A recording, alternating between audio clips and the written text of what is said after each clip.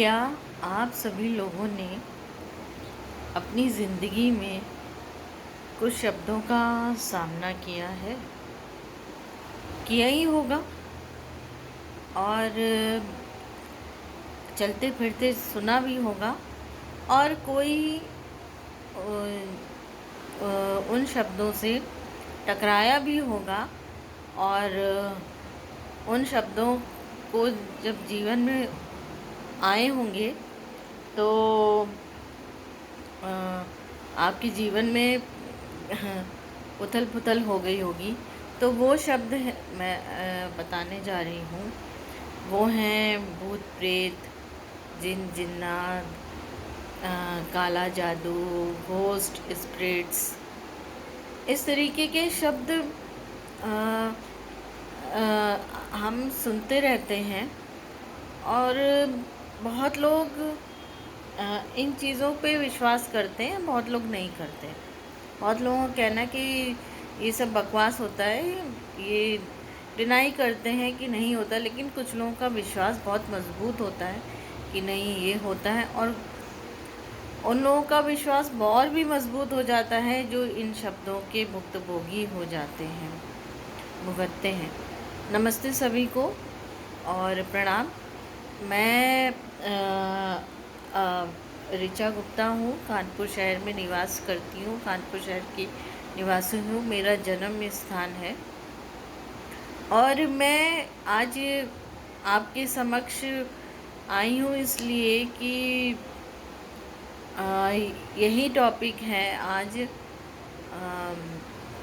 भूत प्रेत, जिन जिन्नात और ब्लैक मैजिक। इसलिए कि मेरे जीवन में इस तरह की घटनाक्रम हो गया है कि मुझे इन सब का सामना करना पड़ रहा है। और जो हमने काला जादू की बात की है, ब्लैक मैजिक की, तो उसका मैं फेस कर रही हूँ, सामना कर रही हूँ। और क्योंकि एक महत्वपूर्ण व्यक्ति हैं हमारे कानपुर शहर के ही, और बहुत पब्लिक फिगर हैं, सेलिब्रिटी हैं। और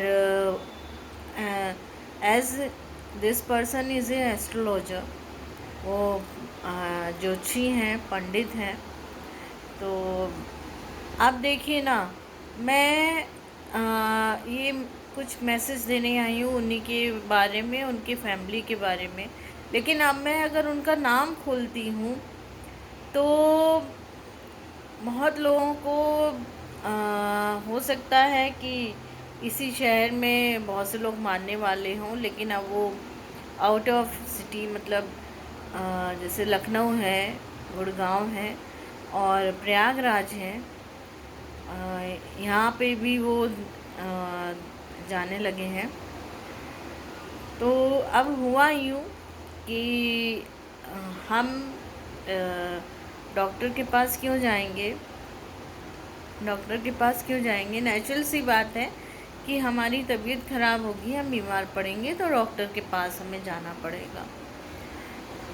तो वही मेरे जीवन में कुछ इंसिडेंट हुए और फ्यूचर जानने के लिए मुझे उनके पास जाना पड़ा। लेकिन उन्होंने क्या किया, रेमेडीज़ कराई। रेमेडीज़ की आड़ में वो ब्लैक मैजिक कर रहे थे, मुझे पता नहीं चला और मैं ब्लैक मैजिक की शिकार हो गई। और ही सेंट ए एंटिटी, मैं अभी भी वो एंटिटी है मेरे साथ और मैं रेमेडीज़ कराने जाती हूँ, लेकिन करना पड़ता है मुझे हर समय।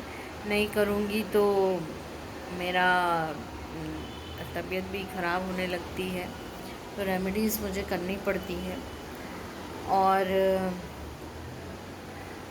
और अब देखिए कि अब हमें अपने जीवन में पंडितों की क्यों आवश्यकता पड़ती है कि हमारा, देखिए, जो जन्म है वो एक महत्वपूर्ण समय में होता है, तो वो समय हमें पंडित ही बताते हैं।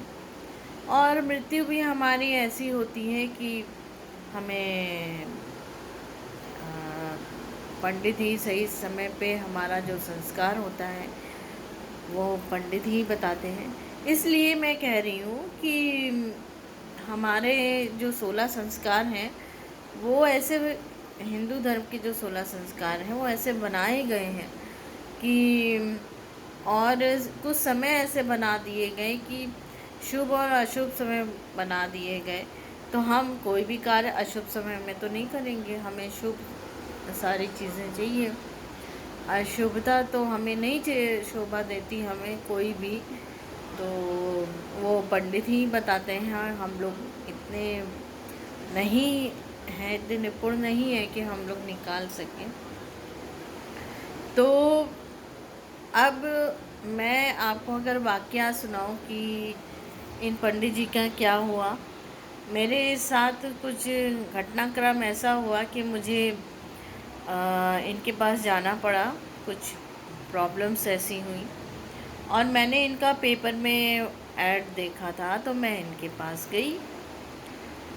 अब गई, जाना हुआ, मैंने अपनी प्रॉब्लम बताई, उन्होंने तुरंत ही रेमेडी शुरू करा दी और फिर मैं रेमेडीज़ करती रही। फिर उन्होंने बीच में एक सजेशन दिया कि आप एक रिपोर्ट है वो आप कराइए। मैंने कहा अच्छा ठीक है, आप सजेस्ट करते हो तो मैं कराती हूँ। मैंने कराया और जैसे ही मैंने वो कराया उसके बाद मुझे प्रॉब्लम्स शुरू हो गई। अब जो मेरी प्रॉब्लम थी मैं उसकी रेमेडीज़ तो कर रही थी और प्लस में अब जो मैंने रिपोर्ट कराई थी उसके साथ ही साथ प्रॉब्लम्स शुरू हो गई। फिर उनकी जो प्रॉब्लम्स थी अब उनकी रेमेडीज़ चल रही हैं, करा रहे हैं और कराते कराते काफ़ी समय बीत गया। और मैं आपको और अपना इंट्रोडक्शन देती हूँ। मैं मेडिकल बैकग्राउंड से हूँ, मतलब मेरे जो पेरेंट्स हैं वो मेडिकल फील्ड से हैं, दोनों सेवारत हैं मेडिकल फील्ड में। और मैं आर्टिस्ट हूँ, तो आर्टिस्ट होने के नाते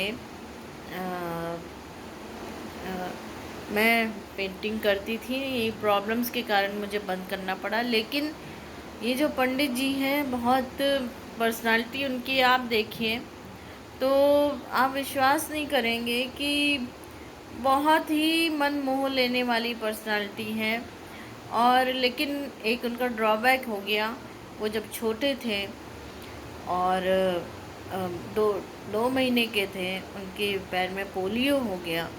तो आप सोचिए, आप समझ सकते हैं, मैं तो समझ सकती हूँ कि मैं तो देखती रहती, पोलियो कितनी ख़तरनाक बीमारी है और इलाज नहीं हो सकता उसको ठीक नहीं कर सकते।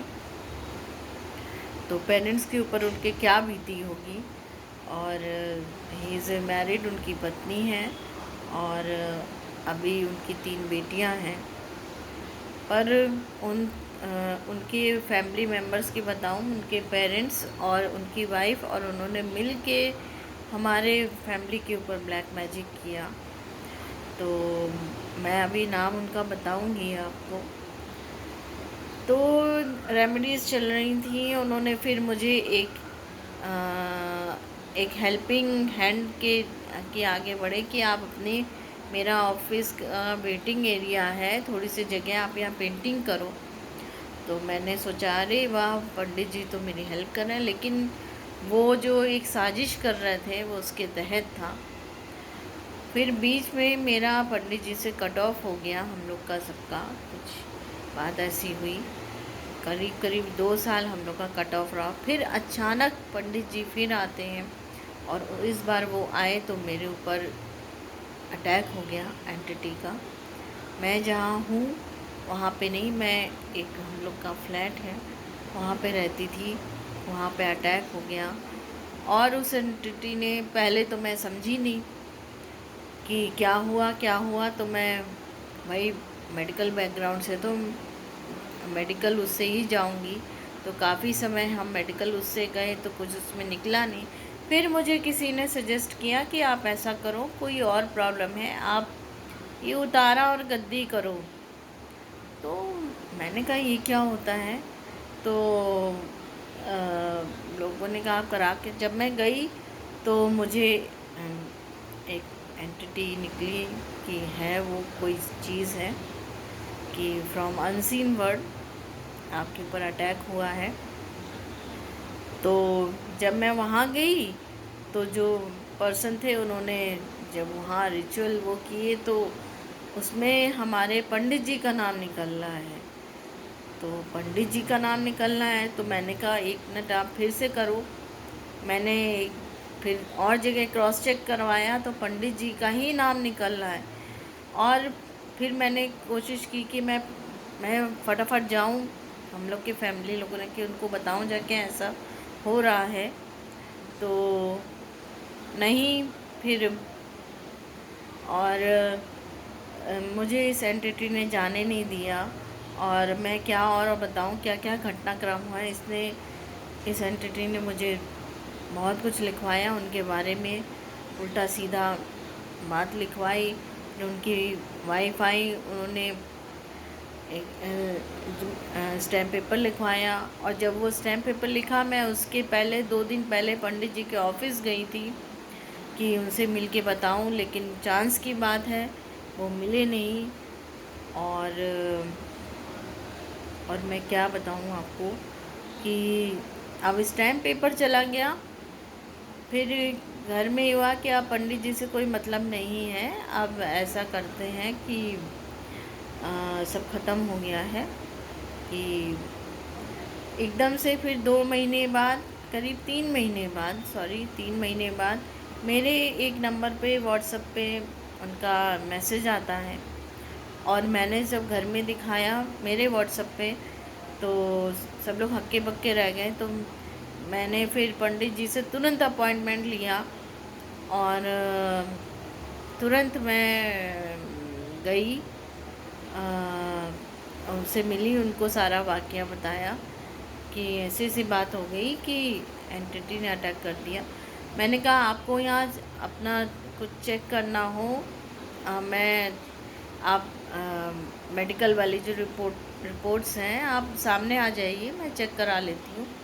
और नहीं तो दूसरा, अगर आपको वो देखना है उतारा गद्दी जो भी है वो, मैं आप वीडियो कॉल करिए, मुझे वहाँ वीडियो के लिए अलाउ नहीं करते हैं बनाने के लिए, मैं नहीं। उन्होंने आश्वासन दिया पूरा आप आ जाइए, आप जाइए, मैं सब कर लूँगा। मैं चली आई। मैं जब जिस दिन मुझे जाना था मैंने उनको मैसेज दिया, उन्होंने वीडियो कॉल तो नहीं किया और दूसरे मैसेज दे दिए, जिससे कि कल के दिन कोई भी बात हो तो मैं फंसूँ आके, मेरे फैमिली मेम्बर्स फंसे आके। और बहुत उन्होंने उल्टा सीधा बात की। इससे ये तो क्लियर हो गया।